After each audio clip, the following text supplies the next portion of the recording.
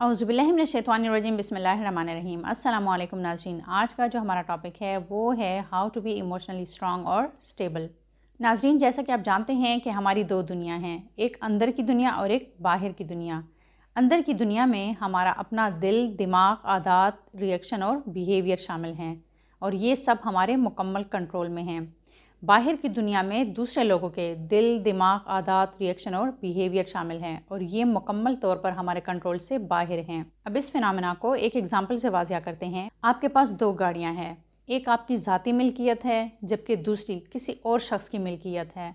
अब जो गाड़ी आपकी ज़ाती मिल्कियत है, आपकी अपनी प्रॉपर्टी है, उसको आप जैसे चाहें इस्तेमाल कर सकते हैं। फॉर एग्ज़ाम्पल, जब चाहें जहाँ चाहें लेकर जा सकते हैं और जब चाहें जहाँ चाहें कलर करवा सकते हैं या सफाई करवा सकते हैं।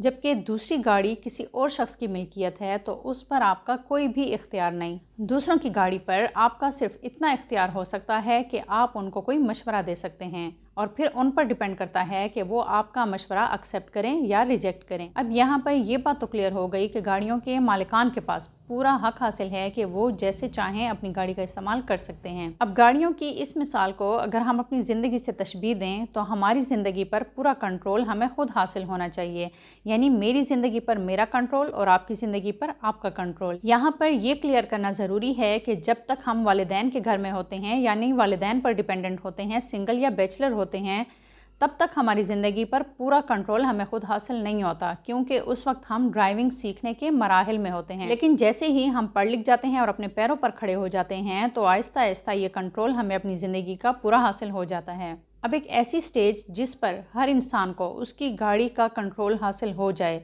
तो असूलन ये होना चाहिए कि हर शख्स अपनी गाड़ी का कंट्रोल खुद संभाले और किसी भी दूसरे शख्स की गाड़ी का कंट्रोल संभालने की कोशिश ना करे। अक्सर मसले मसाइल तब जन्म लेते हैं जब हम अपनी गाड़ी के साथ साथ दूसरों की गाड़ी का कंट्रोल भी संभालने की कोशिश करते हैं और दूसरों की ज़िंदगी में बिला वजह इंटरफेयर करते हैं और हमारी ख्वाहिश होती है कि जैसे हम हैं वैसे ही दूसरे लोग चलें। इसका दूसरा मतलब ये है कि हम अपनी सोच, आदत और बिहेवियर को दूसरों की सोच, आदत और बिहेवियर पर प्रेफर करते हैं। हम दूसरों की सोच, आदत और बिहेवियर को गलत समझते हैं, उनको रिजेक्ट करते हैं और इसीलिए उनकी इस्लाह करने की कोशिश करते हैं, उनको वैसा बनाने की कोशिश करते हैं जैसा हम चाहते हैं।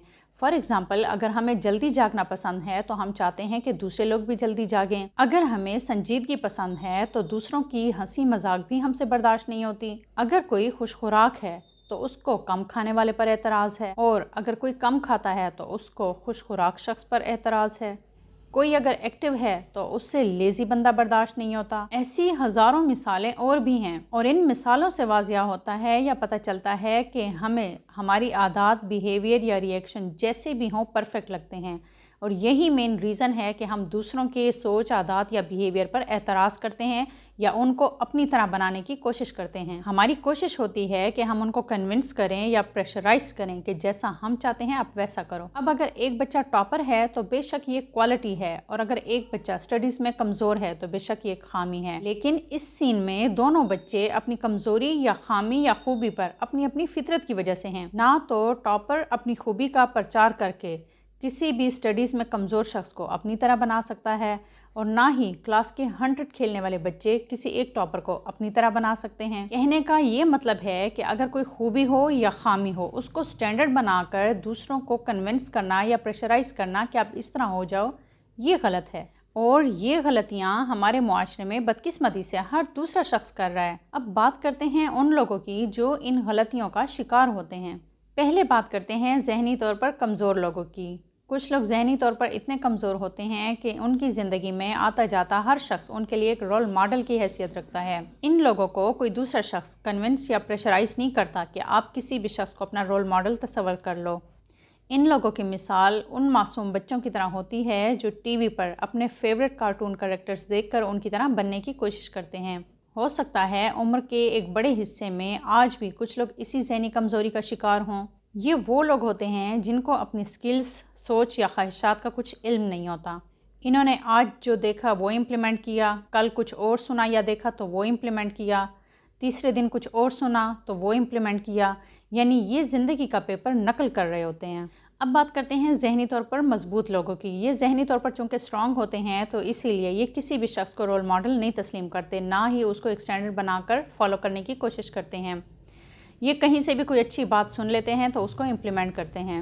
ان لوگوں کو چینج کرنا یا غلط باتوں پر قائل کرنا انتہائی مشکل بلکہ ناممکن ہوتا ہے، کیونکہ یہ باشعور اور اصول پسند ہوتے ہیں۔ تیسرے نمبر پر بات کرتے ہیں ان لوگوں کی جو سینسیٹیو ہوتے ہیں۔ ان میں اویئرنیس تو ہوتی ہے لیکن معاشرتی طور پر یہ کافی سینسیٹیو ہوتے ہیں، اور اگر آسان الفاظ میں بات کی جائے تو یہ معاشرے کا سب سے زیادہ اثر لینے والے لوگ ہوتے ہیں۔ ان لوگوں کی مثال کشتی میں موجود اس شخص کی طرح ہوتی ہے جو سمندر کے تمام تر حالات سے واقفیت تو رکھتا ہے لیکن فیصلہ لینے کے لیے لہروں کی ڈائریکشن کا خیال رکھتا ہے اور لہروں کی ڈائریکشن کو نظر انداز نہیں کرنا چاہتا۔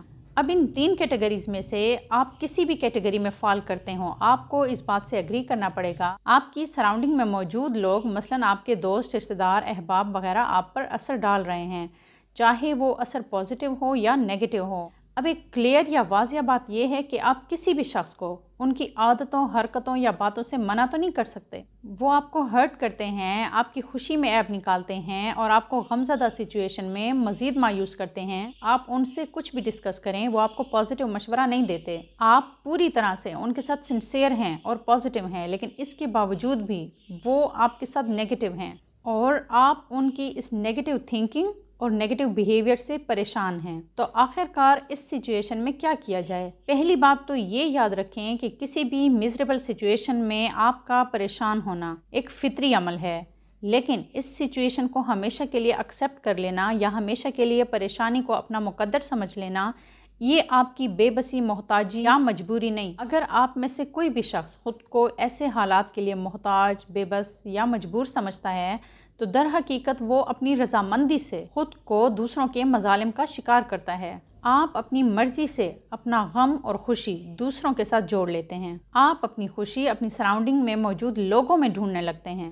آپ اپنا لائف سٹائل دوسروں کو امپریس کرنے کے لیے اور ان سے داد وصول کرنے کے لیے ڈیزائن کرتے ہیں۔ تو جب آپ اپنا ہر عمل دوسروں کو ذہن میں رکھ کر ترتیب دیتے ہیں تو آپ کے لیے ان کے کامنٹس انتہائی امپورٹنٹ ہو جاتے ہیں، اور پھر ان کے کامنٹس آپ کو ہیپی یا سیڈ کرتے ہیں، یعنی آپ کے موڈ کا سوئچ آن اور سوئچ آف بٹن ان کے ہاتھ میں ہوتا ہے۔